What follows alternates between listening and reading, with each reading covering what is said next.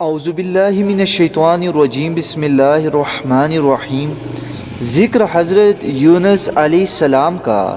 نبیوں کی بستی میں بت پرستی کے سائے میں اور شرک اور جہالت کے اتھا اندھیروں میں حضرت یونس علیہ السلام نے ایمان کی شمع روشن کی اور توحید خداوندی کا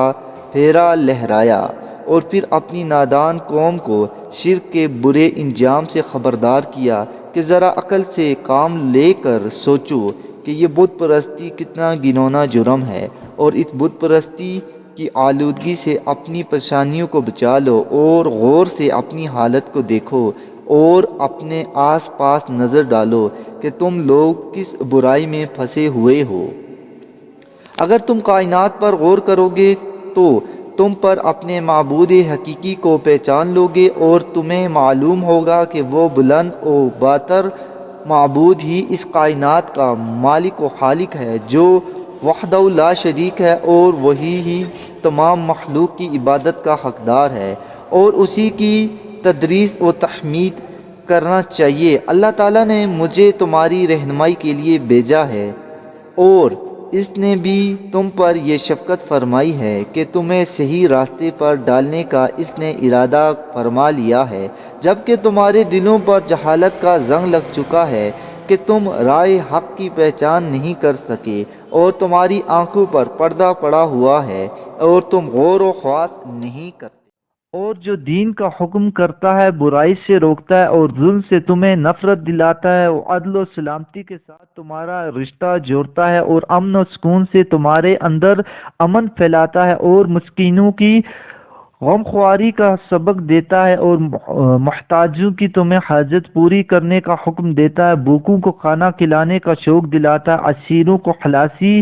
دلانے کی رغبت دلاتا ہے، اور درست اعمال کی تمہیں تعلیم دیتا ہے۔ اس پر تمہیں پیرا نہیں ہوتے، لیکن ہر قوم نے حضرت یونس علیہ السلام کی بات کا جہالت سے ہی جواب دیا، اور دشمنوں کی طرح سے وہ آپ کے ساتھ پیش آئے اور کہنے لگے، تو ہمارے جیسا ہی ایک انسان ہے، ہم تیری پیشوائی کو کیسے قبول کر لیں اور تیری پیروی کیسے کرنے لگیں، اور ہم تیری پیشوائی کو نہیں تسلیم کر سکتے جب تک کہ تم اپنی ان باتوں سے باز نہ آ جاؤ اور اپنی ان ہونی انہونی باتوں کو ترک نہ کر دو اور اپنی باتوں کی رٹ نہ چھوڑ دو۔ یہ جو تم چاہ رہے ہو یہ بہت ناممکن اور ایک انہونی سی بات ہے۔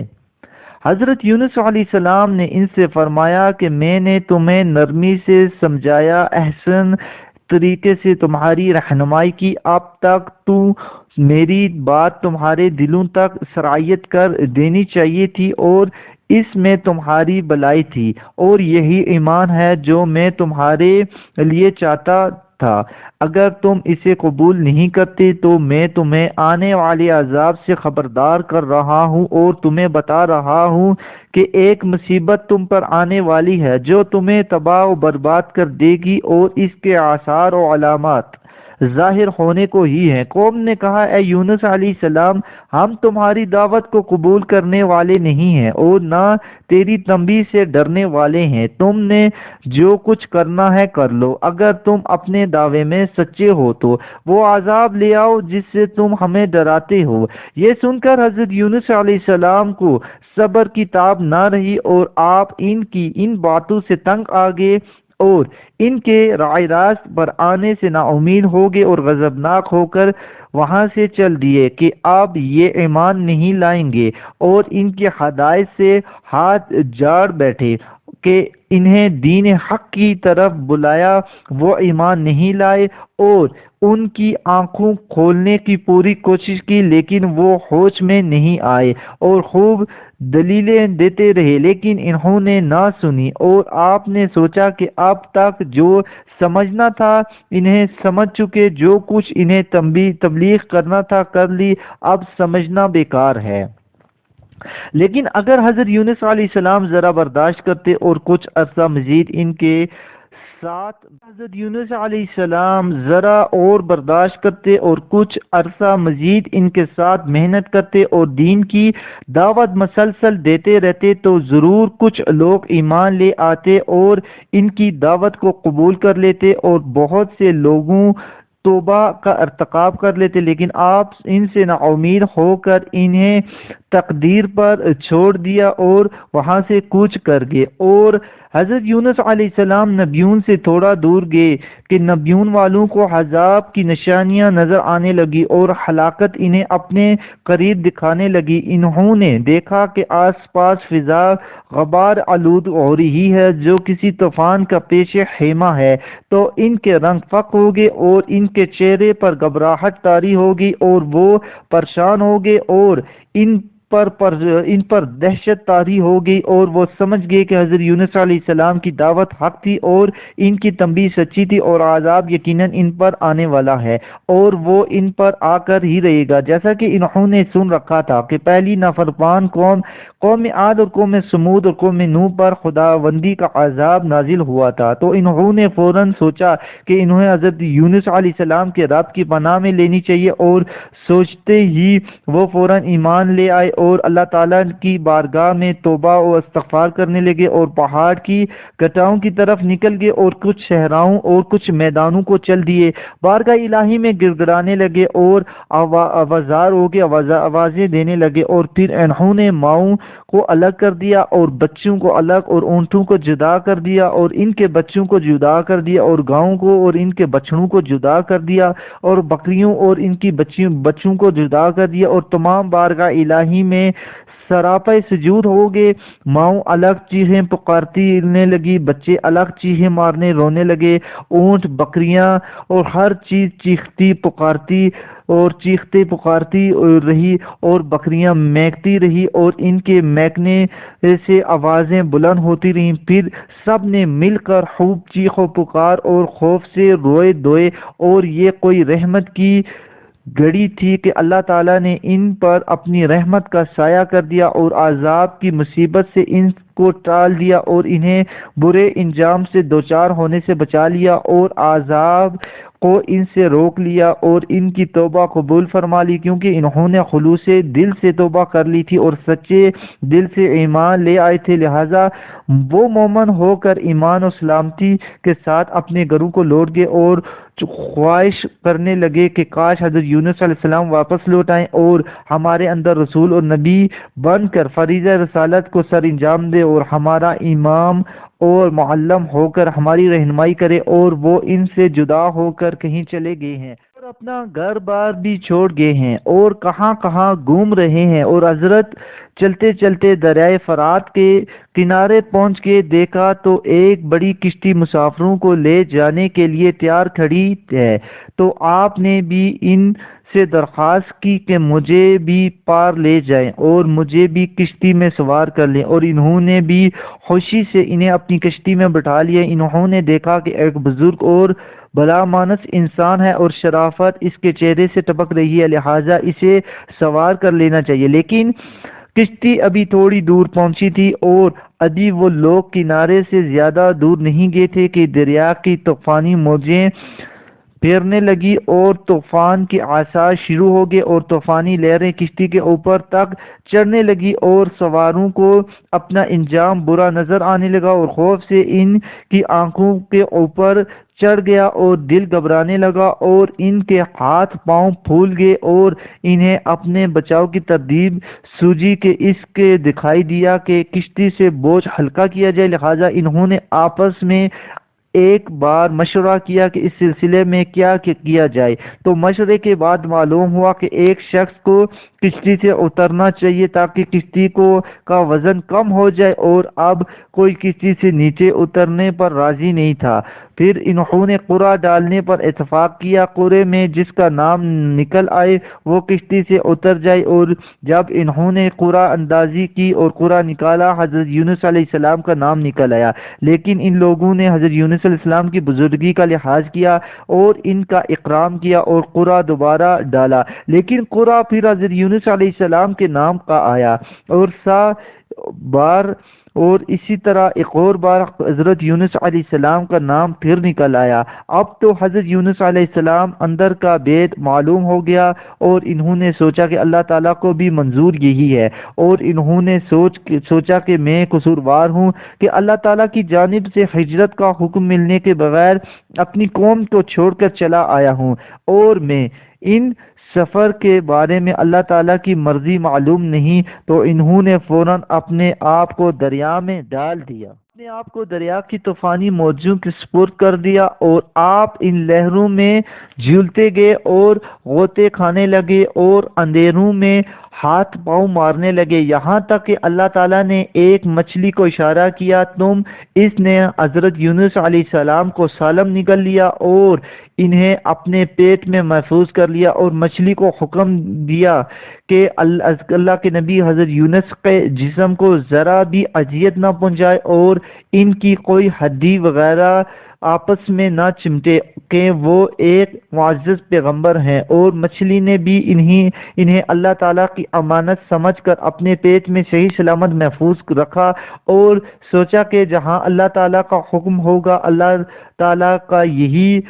امانت وہاں تک میں پہنچا دوں گی۔ تو اس طرح سے حضرت یونس علیہ السلام مچھلی کے پیٹ میں محفوظ ہو گئے اور دریا کی طوفانی لہروں سے بے خطر ہو گئے۔ مچھلی دریا کی موجوں میں چیرتی گہرائیوں سے گزرتی تاریکی اندھیروں میں جاتی رہی، اور یہ کوئی اندھیرا سا تھا، رات کا اندھیرا، دریا کا اندھیرا، گہرائی کا اندھیرا، اور پھر مچھلی کے پیٹ کا اندھیرا، گویا اندھیروں کی تمہیں تھی اوپر تلے، جس سے حضرت یونس علیہ السلام گھبرا گئے اور غموں نے انہیں گھیر لیا اور اللہ تعالیٰ کی بارگاہ میں گڑ گڑانے لگے۔ مصیبت جس سے حضرت یونس علیہ السلام گھبرائے اور غموں نے انہیں گھیر لیا، اور حضرت یونس علیہ السلام بہت گڑ گڑائے، مصیبت زدہ ہو کر فریاد بارگاہ الہی میں کرنے لگے اور اسے پکارنے لگے جو آفت آئی ہے ان پر، اور جس کی رحمت وسیع ہے، اور جو توبہ قبول فرمانے والا ہے اور گناہ معاف کرنے والا ہے۔ دریا کے انہیں عطا اندھیروں میں آپ نے بارگاہ الہی میں فرمایا، لا الہ الا انت سبحانک انی کنت من الظالمین، تیرے سوا کوئی معبود نہیں، تو پاک ہے، ظالموں میں سے ہوں۔ اللہ کریم نے آپ کی دعا قبول فرما لی۔ پانی کے اندھیروں میں سے مچھلی کو اللہ تعالیٰ نے حکم دیا کہ اپنے اس مہمان کو کسی چٹیل میدان میں ڈال دو کہ یہ اپنے انجام کو پہنچ گئے ہیں اور یہ اپنی سزا بھگت چکے ہیں جو ان کے مقدر میں تھی۔ تو اس مچھلی نے حضرت یونس علیہ السلام کو دریا کے کنارے میں ڈال دیا، اور اس وقت ان کی حالت بہت نازک تھی اور نہایت کمزور اور بیمار ہو رہے تھے، لیکن اللہ تعالیٰ کی رحمت سے انہیں ہاتھوں میں لے لیا اور ان کے لیے کدو کا ایک درخت اگایا جس کے سائے میں آپ کو آرام ملا، اور اس کا پھل کھا کر آپ کو کچھ توانائی حاصل ہوئی، اور آپ کو اس درخت سے بہت آرام و سکون ملا، اور آپ کے اندر زندگی کے آثار نمودار ہوئے، اور جب آپ کو ہوش آیا اور آپ چلنے پھرنے کے قابل ہو گئے تو اللہ تعالیٰ نے انہیں بذریعہ وحی ہدایت فرمائی کہ وہ اپنے شہر چلے جائیں اور اپنی قوم کو قبیلے کو جا کر کہیں کہ آپ کی قوم کے لوگ ایمان لا چکے ہیں اور انہوں نے بت پرستی چھوڑ دیا، اور اب وہ لوگ آپ کو تلاش کر رہے ہیں اور آپ کے انتظار میں ہیں۔ یہ معلوم ہو کر حضرت یونس علیہ السلام اپنے شہر کو لوٹ آئے، اور جب آپ قوم کو چھوڑ کر گئے تو وہ لوگ بت پرستی میں مبتلا ہیں وہ تھے، اور آپ واپس لوٹے تو ان کی زبانیں وحدہ لا شریک اللہ کے ذکر میں میسر تھی۔ حضرت یونس علیہ السلام کی زندگی کا سرسری جائزہ۔ حضرت یونس علیہ السلام کی عمر مبارک 28 برس تھی کہ جب اللہ تعالیٰ نے انہیں منصب نبوت پر سرفرازی عطا فرمائی۔ آپ اہل نبیون کی رشت و ہدایت کے لیے معمور تھے، جیسا کہ پہلا ذکر ہو چکا ہے۔ حضرت یونس علیہ السلام جب دریا میں کود گئے تو اللہ تعالیٰ کے حکم سے مچھلی نے انہیں نگل لیا، تو مچھلی کو حکم ہوا کہ صرف نگلنے کی اجازت ہے، یونس تیری غذا نہیں، اس کے جسم کو تھوڑی بھی تکلیف نہ پہنچے۔ اور جب مچھلی نے حضرت یونس علیہ السلام کو سالم دریا پر اگل دیا تو حضرت عبداللہ بن عباس رضی اللہ تعالی عنہ کی روایت کے مطابق مچھلی کے پیٹ میں رہنے کی وجہ سے آپ کا جسم ایسا نازک ہو گیا کہ جیسا کہ کسی پرندے کا نوز خیز بچہ پیدا ہوتا ہے، اور آپ نہایت کمزور ہو گئے۔ پھر اللہ تعالیٰ نے انہیں توانائی بخشی اور اللہ تعالیٰ کے حکم سے وہ اپنے شہر نبیون واپس گئے اور وہیں آپ نے بقیہ زندگی گزاری، اور قریب قیاس یہی ہے کہ وہیں آپ کی وفات ہوئی اور وہیں آپ کی قبر ہوگی جو نبیون کی تباہی کے بعد معدم ہوگی۔ حضرت یونس علیہ السلام کی فضیلت، حدیث میں جناب رسول اللہ صلی اللہ علیہ وسلم نے حضرت یونس علیہ السلام کا ذکر فرمایا، جن سے ان کی فضیلت اور بزرگی کا اظہار ہوتا ہے۔ بخاری شریف میں ہے، تم میں سے کوئی ہرگز یہ نہ کہے کہ میں یونس بن متی سے بہتر ہوں۔ اور جناب ابو ذر رضی اللہ تعالی عنہ سے منتقول ہے کہ ایک مرتبہ ایک یہودی سامان فروخت کر رہا تھا کہ کسی نے اس کی مرضی سے کم قیمت دینا چاہی تو وہ کہنے لگا، قسم ہے اس خدا کی جس نے حضرت موسیٰ کو افضل و بشر بنایا، میں یہ چیز اس قیمت پر نہیں لے سکتا۔ ایک انصاری نے یہ سن کر اس یہودی کو ایک تھپڑ مار دیا اور کہا کہ تو ہمارے پیغمبر کے ہوتے ہوئے یہ کہتا ہے۔ یہودی فوراً بارگاہ الہی میں حاضر ہو کر فریاد کرنے لگا، ابو قاسم میں آپ کو رعایا ہوئی اور آپ کی حفاظت میں ہوں تو اس انصاری نے میرے منہ پر تھپڑ مارا ہے۔ جناب رسول اللہ صلی اللہ علیہ وسلم نے یہ وجہ دریافت فرمائی اور انصاری نے واقعہ سنایا تو آپ صلی اللہ علیہ وسلم کا چہرہ مبارک غصے سے سرخ ہو گیا، اور آپ علیہ السلام نے ارشاد فرمایا کہ انبیاء علیہ السلام کو ایک دوسرے پر فضیلت مت دو، اس لیے جب پہلے سور پھونکا جائے گا تو زمین و آسمان کے درمیان جو جاندار ہیں سب بے ہوش ہو جائیں گے مگر جسے اللہ تعالیٰ محفوظ رکھے گا، اور اس کے بعد دوسرا سور پھونکے گا تو سب سے پہلے میں ہوش میں آؤں گا تو میں دیکھوں گا کہ موسیٰ علیہ السلام عرش کے سہارے کھڑے ہیں، ان میں یہ نہیں کہہ سکتا کہ ان کی غشی کا معاملات کی بے ہوشی کے معاملے میں محبوس ہے، یا وہ مجھ سے پہلے ہوش میں آگے، اور میں نہیں کہتا کہ کوئی نبی بھی یونس مت امتی سے افضل ہے۔ کہتے ہیں یہ ویڈیو آپ کو پسند آئی ہوگی، ہمارے چینل کو سبسکرائب کریں، صدقہ جاریہ سمجھ کر کے ہماری ویڈیو کو شیئر کریں، لائک کریں۔ اگلی ویڈیو تک اجازت دیجیے گا، اللہ نگہبان۔